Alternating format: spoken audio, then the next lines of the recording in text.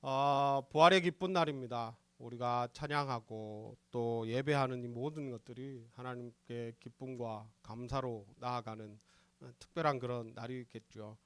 또 우리 아이들의 또 그런 아름다운 찬양의 모습들, 기쁨의 모습들 보니까 하나님께서 얼마나 또 기뻐하실지 그런 것들이 보입니다. 우리 탬버린 트리오 네, 보고 있으면 리듬이 다 안 맞는데 근데 기가 막히게 박자는 맞추고 있더라고요.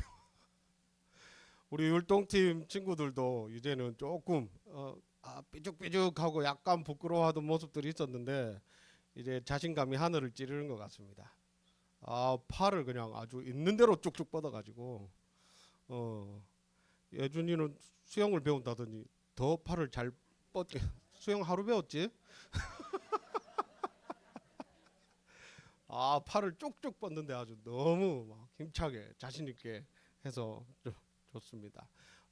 이런 기쁨과 감사 오늘 사실 그 어느 날보다 잔칫날이잖아요. 예수님 부활하신 이 기쁨의 날에 이런 기쁨과 감사의 마음이 온종일 우리의 마음 가운데에 또 우리의 입술을 통해 또 우리의 표정과 태도를 통해서 하나님 앞에 올려드리는 그런 귀한 날 될 수 있기를 원합니다. 부활이라는 말은 그리스도인들에게 참 익숙한 그런 말이죠. 사람들이 기독교를 부활의 종교라고 부르는 이유도 분명합니다. 부활이라는 단어는 그 단어적으로 보면 죽었다가 되살아나는 것이라는 그런 뜻을 가지고 있습니다. 그런데 우리에게 부활은 그저 죽었다가 다시 살아나는 그 이상의 의미를 가지고 있습니다. 부활은 우리의 믿음의 뿌리가 되고 그리스도인들의 정체성을 확실하게 해주는 것입니다. 그래서 성도는 이 부활의 의미를 분명하게 알고 있어야 합니다. 초대교회 당시 사도들이 전하는 복음의 핵심은 그리스도의 부활이었습니다. 바울이 전하는 복음 역시 마찬가지였습니다. 15장 1절 말씀 보면 바울이 전한 복음이 어떤 것인지를 그들이 말하고 있습니다. 바울이 전하는 말을 굳게 지키고 잘 믿으면 구원을 받게 된다 말합니다. 그 내용은 무엇이냐? 전하는 내용은 성경대로 그리스도께서 우리를 위해 죽으시고 장사 지낸 바 되었다가 성경대로 사흘 만에 다시 살아나셨다라는 것입니다. 그런데 이렇게 전해준 복음과는 달리 고린도 교회 내부에 전혀 다른 견해를 가진 자들이 있었습니다. 그들은 죽은 자 가운데 부활이 없다라고 주장했습니다. 성경을 살펴보면 부활을 부정하는 자들은 크게 두 부류로 나옵니다. 먼저는 사두개인들이죠. 그들은 성전 중심의 제사장 가문과 귀족층의 사람들이었습니다. 그들은 모세오경만을 권위 있는 그런 성경으로 인정했습니다. 그런데 그들이 자기들이 인정하는 그 모세오경을 해석해 보니까 부활이나 어떤 영적인 존재에 대해서 분명하지 않았습니다. 더군다나 자신들은 지금 살아가고 있는 현실에서 정치와 경제의 중심에 있는 기득권 세력으로 살아가고 있었습니다. 그래서 죽은 이후에 어떤 것에 대해 크게 관심을 갖지 않았습니다. 그래서 그저 현실의 삶과 율법의 준수를 중요시하면서 영원 불멸이라든지 천사, 부활 이런 거에 대해서는 좀 부정하고 생각하지도 않고 그렇게 살았던 것이죠. 그 다음으로는 헬라 철학자들과 영지주의자들입니다. 이들에게 있어서 육체의 부활은 이해하지 못하는 어리석은 일이었습니다. 왜냐하면 그들은 육체를 영혼의 감옥으로 이해했기 때문입니다. 죽음으로 인해서 비로소 이제 그 감옥에서 탈출한 그 자유로운 영혼이 되었는데 다시 육체로 갇히게 되는 일이 왜 일어나야 되는지 이 사람들은 이해하지 못했고 오히려 그런 일은 있어서도 안 되는 일이라고 주장했던 것이죠. 그래서 사도행전 17장에 보면 바울이 아레오바고에서 그리스도의 부활을 전했을 때에 그 사람들이 바울을 조롱하며 웃었던 것, 그것은 그들에게 있어서는 너무나 당연한 반응이었던 것입니다. 그런데 고린도 교회에 당시에 이런 문화와 사상의 영향을 받은 일부 교인들이 있었고, 이들을 중심으로 해서 예수 그리스도의 부활을 부인하는 그런 모습을 보였던 것이죠. 하지만 앞서 말씀드린 대로 이렇게 부활을 부인하게 되면 그리스도인의 정체성이 무너지는 것이고, 또한 온전한 믿음으로 나아가지 못하는 일이었기 때문에 매우 위험한 것이었습니다. 그래서 바울은 오늘 본문의 말씀을 통해 꽤나 긴 분량으로 그리스도의 부활을 전하고 있습니다. 그런데 여기서 발견하는 중요한 포인트는 무엇이냐? 그들이 그리스도의 부활은 믿는 모습이 있지만 죽은 자의 몸의 부활을 부정한다는 것입니다. 이것이 얼마나 모순이 되는지를 바울은 설명해 주고 있는 것이죠. 오늘 본문의 말씀 앞부분 보면 11절을 보면 분명 고린도 교회 성도들은 바울이 전한 복음을 받아들이고 믿었다고 말합니다. 11절 말씀 보니까 그러므로 나나 그들이나 이같이 전파하며 너희도 이같이 믿었느니라 라고 말씀하는 거죠. 내가 복음 전할 때 너희들이 그것을 받아들이고 믿었어 라고 이야기를 하는 것이죠. 그래서 예수 그리스도께서 부활하신 사실을 들어서 이미 알고 있고 받아들임으로 그들이 믿음을 고백했다는 것을 우리는 알 수 있습니다. 그런데 바울은 여기에서 죽은 자의 부활이 없다면 그리스도의 부활도 없었을 것이라 말합니다. 즉 죽은 자의 부활을 기대하지도 않고 받아들이지도 않는다면 그것은 예수의 부활도 받아들이지 않는 것과 같다라고 말하는 것이죠. 이는 복음의 내용의 핵심적인 부분을 빼버리는 것과 같은 결과가 되기 때문에 바울은 이것을 분명하게 확인해야 했던 것입니다. 만약 죽은 자의 몸의 부활을 부정하게 되면 바울이 전한 모든 복음이 전부 헛것이 되어버린다고 말합니다. 또한 자신들이 믿음을 가지고 있다고 고백했던 고린도 교회 성도들 역시 그들의 믿음 역시도 헛것이라고 단호하게 말합니다. 이를 통해 기독교 복음 가운데에 그리스도의 부활을 빼버리고 죽은 자의 몸의 부활을 빼버리는 것은 모든 것을 부정하는 것과 같다라는 것을 우리는 말씀을 통해 알 수 있게 되는 거죠. 그리고 더 나아가서는 그리스도의 부활을 증거했던 그런 사도들의 권위가 다 무너지고 그저 사도들은 하나님의 이름을 팔아 사기를 친 사람밖에 되지 않는 겁니다. 그들이 거짓 증인이 되어버리는 것이죠. 당시 하나님의 이름을 두고 거짓말을 하는 것은 영원한 저주에 빠지는 그런 죄였습니다. 그래서 바울은 그들에게 이렇게 반문하는 것이죠. 만약 부활이 없다면 우리가 왜 이런 영원한 저주를 받을 거짓말을 하면서 고생을 하고 있겠냐라는 겁니다. 무엇보다 그리스도의 부활이 부정된다면 믿음이 헛된 것을 넘어서 여전히 우리 모두가 그저 죄 가운데 있을 것이라 말합니다. 영원한 생명에 이르게 되는 믿음을 가지게 하는 그 복음의 가장 중요한 내용은 그리스도께서 우리 죄를 위해 십자가 지셨다가 다시 살아나셨다는 것입니다. 그런데 이런 믿음의 대상이 헛것이 된다면 그 결과 역시도 무효가 되는 것이 마땅한 거죠. 그래서 부활이 없다면, 그리스도의 부활이 없다면 여전히 우리는 멸망에 이르는 죄 가운데 있을 수밖에 없는 것입니다. 결국 부활이 없다고 하는 것은 그냥 죽었다가 살아난 사람이 없다라는 이야기에 그치는 것이 아닙니다. 죄인의 구속도 없고 하나님과의 화평도 이루는 일이 없는 겁니다. 영원한 생명도 없는 것이고 은혜로 베푸시는 그런 영원한 구원도 존재하지 않는다는 말과 같은 것이 됩니다. 그렇다면 믿음을 가지고서 그리스도 안에서 잠자는 자, 즉 그리스도를 믿음으로 마지막 날에 반드시 부활한다는 그런 소망을 가진 채로 죽음에 이른 자들은 망한 것이라고 바울은 단호하게 이야기합니다. 하나님도, 하나님의 나라도, 그리고 그 안에서 누리는 영원한 생명도 없는 것이기 때문이죠. 그리고 바울은 만약 그렇다면 세상에 살아가는 모든 사람들 중에 믿음으로 살아가는 자들이 가장 불쌍한 사람들이라고 이야기합니다.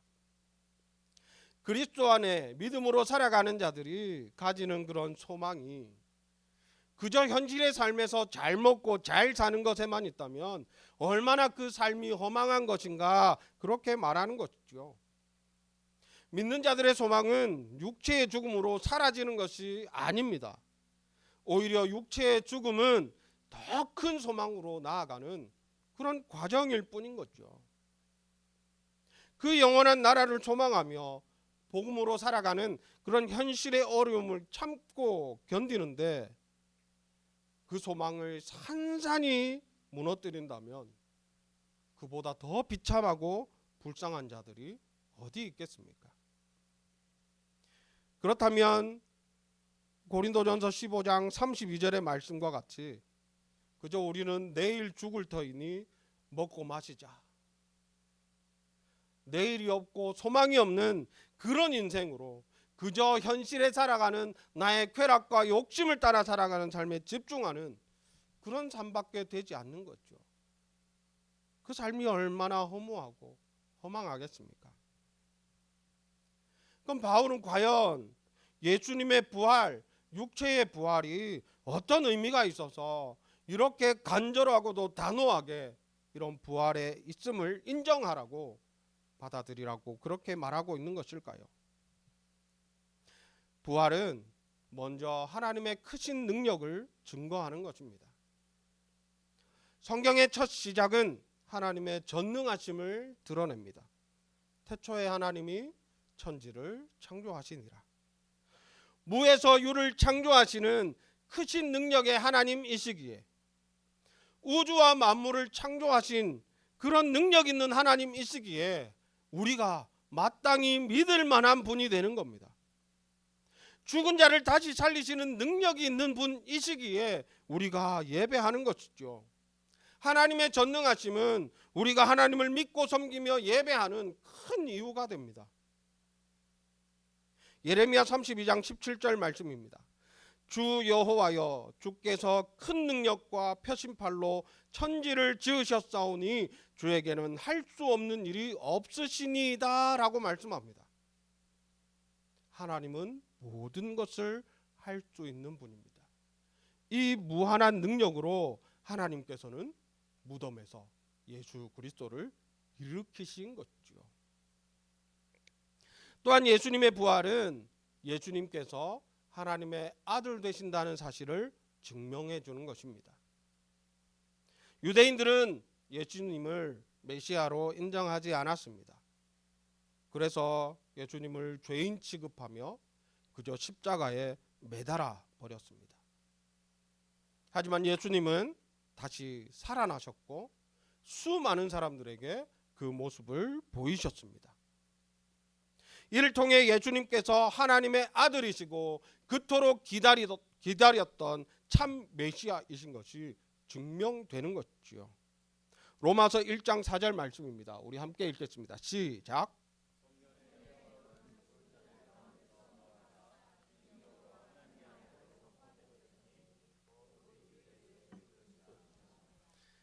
부활하신 그것이 하나님의 아들로 선포되는 그런 놀라운 일이라는 것을 말씀을 통해 확인할 수 있습니다.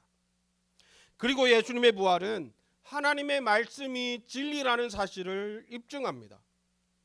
예수님의 고난과 십자가 죽음, 그리고 사흘 만에 다시 살아나신다 하는 이 이야기는 예수님께서 이 땅 가운데 오시고 사시고 하는 그것과 함께 시작된 이야기가 아닙니다. 그 이전부터 이 이야기는 성경을 통해 계속 반복되어져 왔던 것이죠. 예수 그리스도가 받으실 고난에 대한 이야기가 이미 이사야 선지자를 통해 우리에게 주어졌던 겁니다. 이사야 53장 5절 말씀입니다. 그가 찔림은 우리의 허물 때문이요 그가 상함은 우리의 죄악 때문이라. 그가 징계를 받음으로 우리는 평화를 누리고 그가 채찍에 맞음으로 우리는 나음을 받았도다. 예수님께서 우리를 위해 친히 고난당하신 그 모습 그대로를 이미 구약의 선지자를 통해 말씀하고 있는 것입니다. 시편 22편에는 이런 말씀들이 기록되어 있습니다. 1절 말씀입니다. 내 하나님이여 내 하나님이여 어찌 나를 버리셨나이까. 18절 말씀에는 내 겉옷을 나누며 속옷을 제비 뽑나이다. 어떤 모습들이 연상이 되시나요? 예수님께서 십자가에서 하신 말씀 그대로, 예수님께서 십자가에 못 박히셨을 때에 그 간수들을 통해 당하셨던 일 그대로가 이 시편의 찬양 가운데 기록되어 있는 겁니다. 십자가 위에서의 그 말씀과 상황이 완벽하게 일치되는 거죠. 요나가 큰 물고기 뱃속에 있었던 것처럼 예수님께서도 사흘 밤낮 동안 땅속에 있을 것이라 말씀하며 구약의 말씀을 표적으로 삼으셨습니다. 이처럼 예수님의 부활은 구약의 말씀이, 하나님의 말씀이 그대로 성취되는 것이며 이를 통해 하나님의 말씀이 진리인 것이 드러나는 겁니다. 덧붙여서 앞으로의 약속도 반드시 이루어질 것이라는 소망을 갖게 합니다. 이는 결국 그리스도의 부활이 없으면 앞서 말씀드린 대로 약속된 구원도 영원한 생명도 없다는 말이 됩니다. 하지만 그리스도의 부활로 인해 우리는 구원도 영원한 생명도 소망하며 살아갈 수 있게 되는 것이죠. 그리고 또 예수 그리스도의 부활은 죄와 사망에 대한 승리를 보여줍니다. 인간에게 있어 가장 해결할 수 없는 큰 문제는 바로 죄와 죽음의 문제이죠. 첫사람 아담을 통해 죄가 들어왔고 죄의 결과는 사망에 이르게 되었습니다. 그 누구도 피할 수 없는 인생의 결말이 된 것이죠. 그러나 이런 죄와 사망의 문제를 그리스도의 부활로 해결한 것입니다. 고린도전서 15장 55절 말씀입니다. 사망아 너의 승리가 어디 있느냐? 사망아 내가 쏘는 것이 어디 있느냐? 죄는 죽음을 가져왔고 죽음은 인간을 지배했습니다. 그러나 이제 예수 그리스도의 부활로 사망의 그 승리가 끝나버렸습니다. 그래서 바울은 이 말씀을 통해 사망이 더 이상 승자가 아니라는 사실을 선포하는 겁니다. 죽음의 권세의 패배를 확증하는 것이죠. 그리스도의 부활은 죄와 사망에 대해 이기는 것을, 극복하는 것을 보여주는 것입니다. 그리고 예수 그리스도의 부활로 인해 우리는 비로소 하나님 앞에 의롭다함을 얻게 됩니다. 예수님의 십자가 지심은 인간의 죄를 대신 지시는 사건입니다. 그리고 다시 살아나신 그 부활은 친히 희생제물이 되신 그 대속의 제사가 하나님께 받아들여졌음을 의미하는 것입니다. 즉 예수님의 부활하심을 통해 인간은 이제 더 이상 죄 가운데 매여 죽음을 향해 가는 존재가 아닌 것이지요. 하나님과 화목하며 의롭다함을 얻게 되는 그런 존재가 된 것입니다. 로마서 4장 25절 말씀 함께 읽겠습니다. 시작.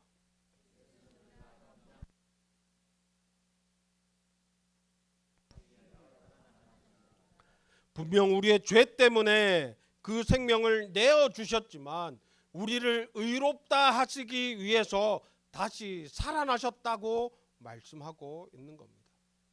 그리스도의 부활은 우리가 의롭다함을 받는 길이 된 것입니다. 무엇보다 예수 그리스도의 부활은 우리로 하여금 소망을 갖게 합니다. 고린도전서 15장 20절 말씀입니다. 그리스도께서 죽은 자 가운데서 다시 살아나사 잠자는 자들의 첫 열매가 되셨도다. 예수님은 잠자는 자들의 첫 열매가 되셨습니다. 이는 뒤에 이어질 수확이 있다라는 말인 거죠. 이후 예수 그리스도의 부활을 믿는 자들은 역시 같이 부활할 것이라는 그런 약속의 말씀인 겁니다. 이를 통해 죽음이 결코 끝이 아니라는 사실을 확신하게 합니다. 영원한 생명에 대한 분명한 소망의 근거가 된다라는 말이죠.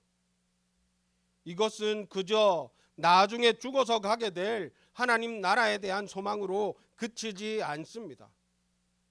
영원한 소망을 품고 살아가는 성도는 현실의 삶 속에서도 고난을 이겨낼 수 있게 되는 겁니다. 소망이 있기 때문이죠. 고린도후서 4장 17절 18절 말씀입니다.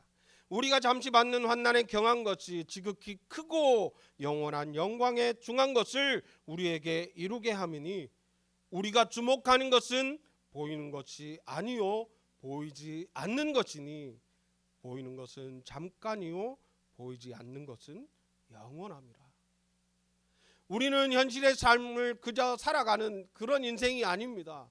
영원한 것들을 바라보는, 보이지 않는 그 영원한 것들을 소망하며 살아가는 것, 그것이야말로 예수 그리스도의 부활로 말미암아 우리에게 주시는 큰 소망이 된다는 사실을 우리는 잊지 말아야 하는 것입니다. 오늘은 잔칫날입니다. 부활주일이죠. 예수님께서 우리 죄를 위해 이 땅에 오셔서 말로 다 할 수 없는 고난을 당하시고 죽으셨지만 사흘 만에 그 사망 권세를 깨뜨리고 다시 살아나신 그 기뻐하고 감사하는 날입니다. 예수님의 부활은 단순한 하나의 기적적인 사건 그것으로 그치지 않습니다. 우리 믿음의 기초를 이루는 일입니다. 그리스도의 부활의 의미를 분명하게 알고 또한 바르게 믿는 것이야말로 우리로 하여금 온전한 그리스도인으로 서게 하는 것이죠. 부활을 믿는 것은 전능하신 하나님을 믿는 것과 같습니다. 부활을 인정하는 것은 예수님께서 하나님의 아들 되신다는 사실을 인정하는 것입니다. 부활은 하나님의 말씀이 진리의 말씀이 된다는 증거가 되고 죄와 사망에 대해 확실한 승리의 선포가 되는 것입니다. 부활을 통해 우리는 하나님 앞에서 의롭다함을 얻게 되며 하나님 나라의 영원한 소망을 갖게 합니다. 이런 부활을 우리의 믿음에서 빼게 되면 그 믿음은 세상에서 가장 헛된 것이 되고 그런 믿음의 소유자는 세상 누구보다 불쌍한 자들이 되고 맙니다. 부활의 기쁜 날 우리는 이러한 부활의 의미를 분명하게 아는 자들이 될 수 있기를 원합니다. 또한 부활을 믿고 그 가운데 주시는 소망을 품는 자들이 될 수 있기를 원합니다. 그래서 우리의 믿음이 더욱 견고해지고 우리의 소망이 더욱 분명해져서 세상 가운데 믿음으로 승리하는 거룩한 하나님 나라의 백성 될 수 있기를 간절히 소망합니다.